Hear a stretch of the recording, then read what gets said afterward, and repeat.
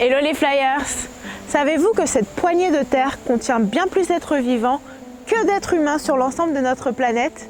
Et oui, c'est cette biodiversité qui permet au sol d'être fertile et de nourrir nos plantes.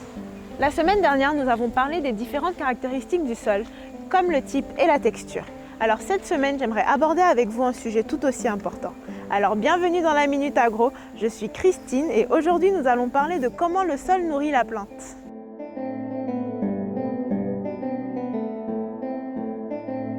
Pour se développer, la plante a besoin d'eau, de lumière, d'oxygène, de carbone et d'éléments minéraux.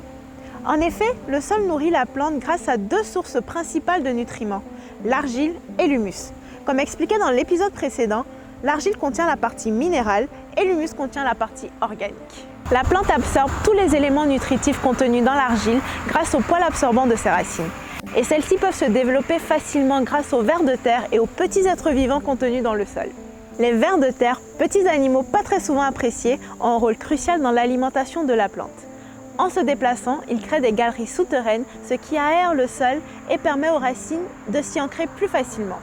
Une fois ancrées, les champignons et les bactéries viennent en aide aux racines afin qu'elles aillent chercher la nourriture plus profondément dans le sol.